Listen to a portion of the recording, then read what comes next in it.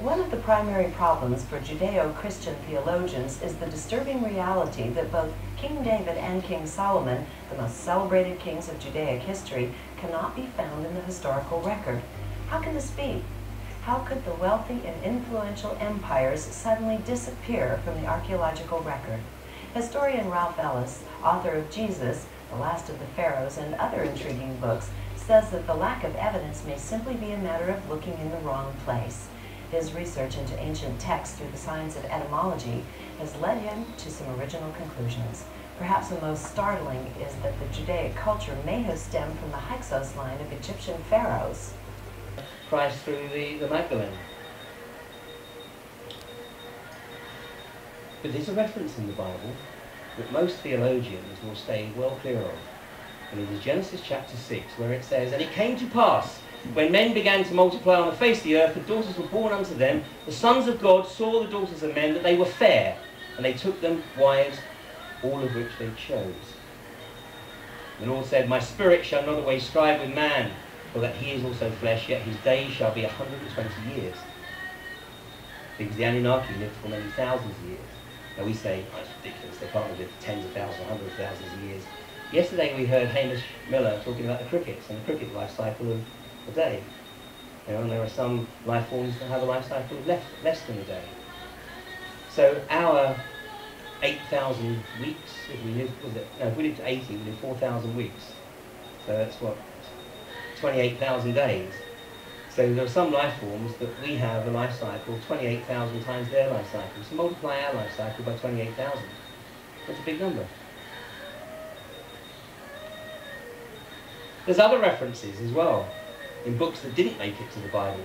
In Enoch, we have the reference, and the angels, the children of heaven, saw them, handsome and beautiful daughters, and desired them. And they were all together, 200, and they descended into Ardos, which is the summit of Hermon, Mount Hermon. And they called the Mount, Hermon, so they swore and bound one another by a curse. They were bound to this physical realm. And then the book of Jared, which we have access to via the limited information that's still been released from the Dead Sea Scrolls. In the days of Jared, 200 watchers descended on Ardis, the summit of Mount Hermon. And this mountain the watchers swore an oath and bound themselves to it. The watchers, the descendants of the Anunnaki, who were locked here for whatever reason, they were locked into the physical realm. Just west of the border with Syria, right in the area that we're fighting over, or that is being fought over right now. Maybe there's more to this than meets the eye. Andrew Collins, who spoke here last year, has written an excellent book on the Watchers. There is a lot of discussion and debate as to who the Watchers were. Through time, despite the attempts to suppress it. And I'll just latch on one for time, but Giordano Bruno came to England and came that close to convincing Queen Elizabeth I to make effectively the Egyptian religion the religion of the UK. But of course the priests had other ideas. Giordano Bruno left the UK, went back to Italy, where he met the fate of the heretics at that time and was burned. Now, we have come into a period over the last 200 years where the ancient wisdom has been returned to us. Starting around about the 1820s with Jean-François Champollion and his deciphering of Egyptian hieroglyphs. Interestingly enough, when he was 7 years of age, he told his parents that he had come here to decipher the Egyptian hieroglyphs. Now when he was 7, that was 1897, the Rosetta Stone wasn't discovered until 1899. They had to take her out. Had she connected with her higher self, which of course, as we know, normally occurs around, give or take, the age of 40, she was 37 at the time. They knew who she was. They knew that once she accessed the higher self, she would be unstoppable.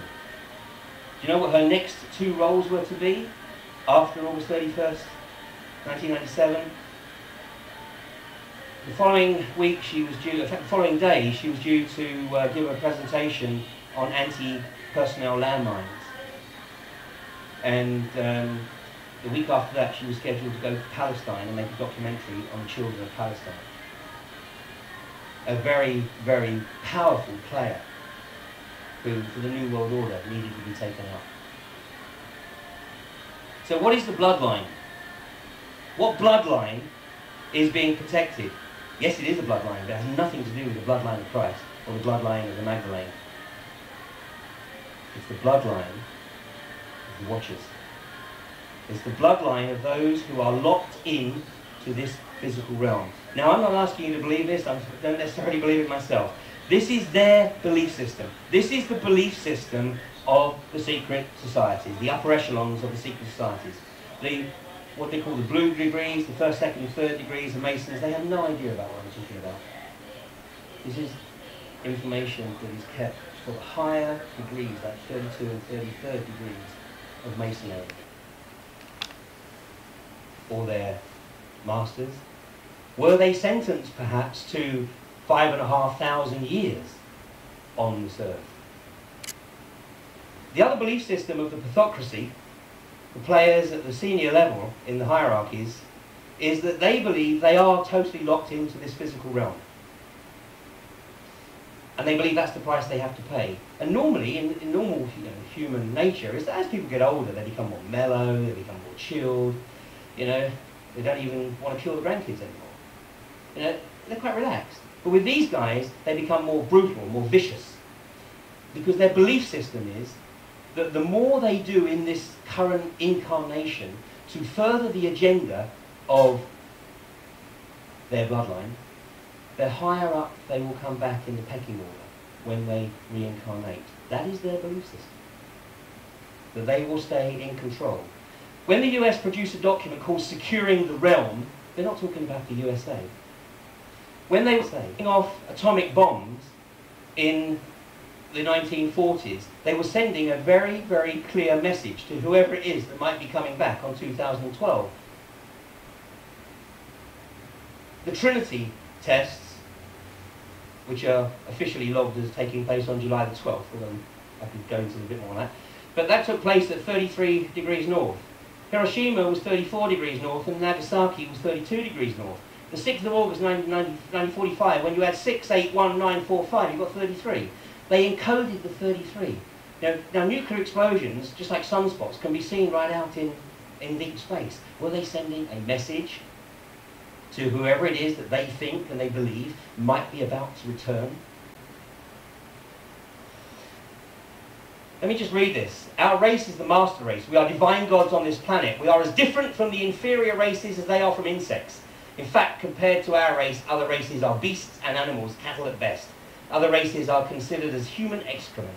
Our destiny is to rule over the inferior races. Our earthly kingdom will be ruled by our leader with a rod of iron. The masses will lick our feet and serve us as our slaves.